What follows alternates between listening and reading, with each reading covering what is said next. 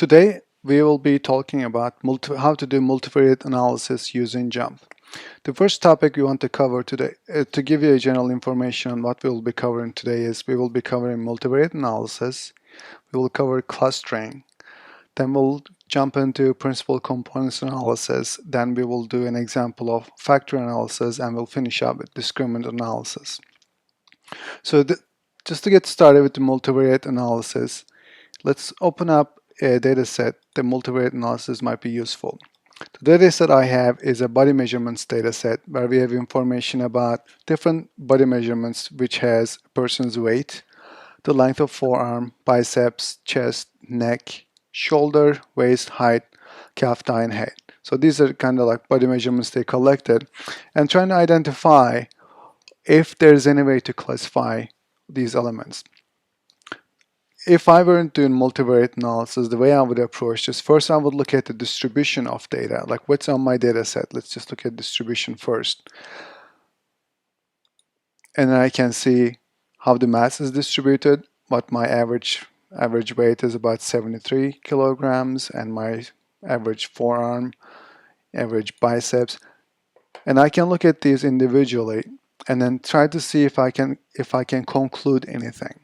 I mean, even though I can use the dynamic functionality of JMP and I can highlight, well, what does it look like for the heavy set individuals? I can select multiple options on the heavy end of the people's weight, and I can see it's related to the forearms, biceps, and chest.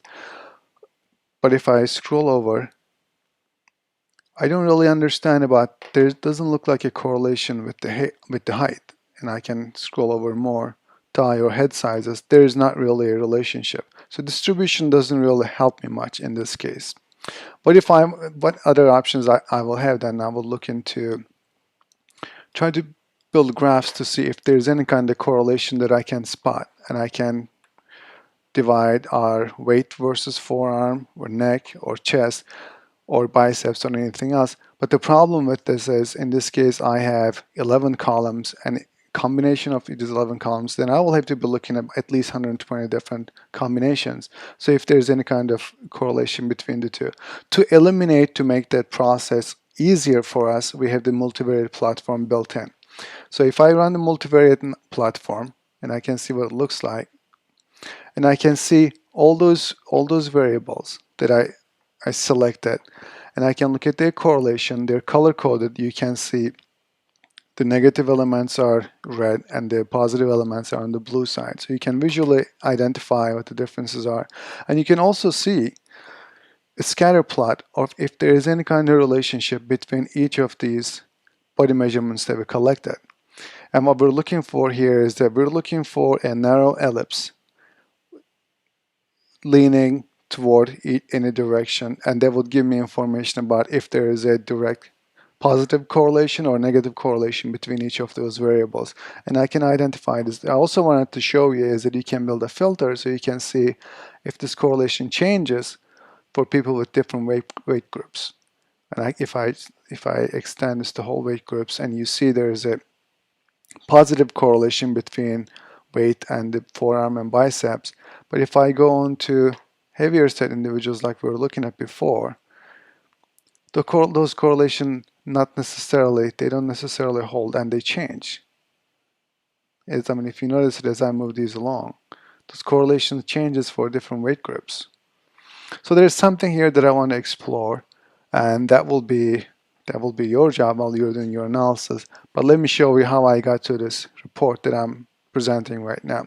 Under Analyze, I can select Multivariate Methods, and my first option is Multivariate. Once I select that, it will give me a dialog box that I can select which variables I want to look at. In this case, I want to put everything in, and I can either drag it into this box for the Y columns, or once I have selected, I can click on Y columns and it will populate it for me.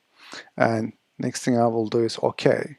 What will happen is it will go through all the data set and create this multivariate analysis results for me. And the difference between what I looked at earlier and what I'm looking at right now is that filter that I created. And it's easy, if you click on the red triangle, you can go under Script, Local Data Filter, and you can select what you want to filter this by. I selected people's weight, but you can select it. Maybe you want to do it by people's height, see if there's any kind of relationship. And I can say height, and I can slide this to give me the region that I'm interested, or I can add, for example, I want to do height, and I also want to do a person's weight. Now I can do multiple comparisons. So I can select and filter through my data as I'm looking at the multivariate results. And once I'm happy with this, I can come to this my red triangle, script, save script to my data table. And then if I close this and go back to my data table, and I see that I have a new script created, I can come to this red triangle, say run script. It remembers what I did, what I saved it as a script, and it will create the same thing for me. Now I can scroll and see if there is any relationship in the groups that I'm interested in. Maybe this is the particular part of the population you're interested in and you want to look at. So this will be useful in that case.